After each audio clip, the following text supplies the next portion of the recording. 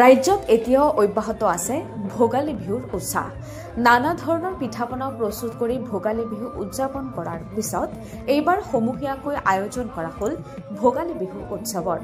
পৰম্পৰাগত নৃত্য গীতৰ সমাহাৰত শ্ৰীভূমি জিলাত সাংস্কৃতিক সন্ধিয়া আয়োজনেৰে ভোগালী উৎসৱ পালন কৰা হৈছে, য'ত দেখিবলৈ পোৱা গৈছে ডেকা বুঢ়া যুৱক যুৱতীসকলৰ পাৰ ভঙা উৎসাহ। নৃত্যৰ তালে তালে এপাক নাচি গাই উপভোগ কৰিলে ভোগালী বিহু উৎসৱ। বৰাক উপত্যকাৰ এখন অসমীয়া গাঁও আদৰকোনাত উলহ মালহেৰে উদযাপন কৰিলে ভোগালী বিহু উৎসৱ।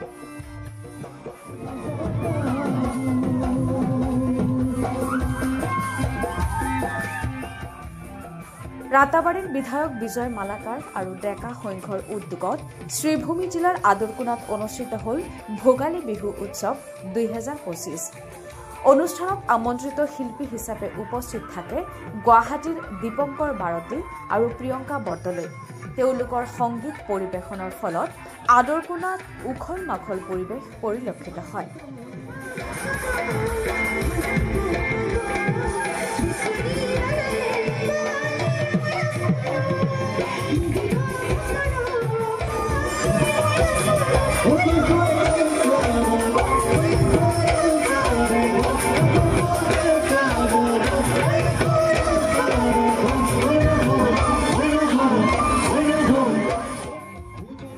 বিহু গীত গাই কঁকাল ভাঙি নাচিলে ককা আইতাই। গাঁৱৰ ডেকা গাভৰু ককা আইতা নৃত্য গীতত জীপাল হৈ পৰিল আদৰকোনা স্থিত ডক্টৰ ভূপেন হাজৰিকা মুকলি মঞ্চ।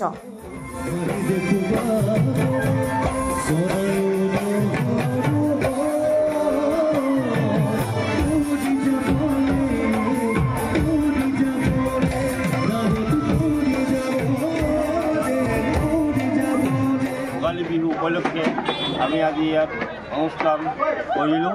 আমাৰ গোটেই পৰাগবৈলী অসমীয়া গাঁও আদৰকোনা আৰু আদৰকোনা আমাৰ ডেকা সংঘ উদ্যোগত আজি আমি ভোগালী বিহু পাতিলোঁ। আৰু মই এই ভোগালী বিহু সভাপতিয়ে সকলো আমাৰ অসমৰ সকলো ঠাইৰে উজনি নামনি অসমৰ সকলোকে মই কৈছোঁ যে আমাৰ আৰু মুখ্যমন্ত্ৰী মহোদয়কো আমি শুভেচ্ছা জনাইছোঁ যে আমাৰ আজি ভোগালী বিহু উৎসৱ আমি শেষ কৰিলোঁ নিয়মতে।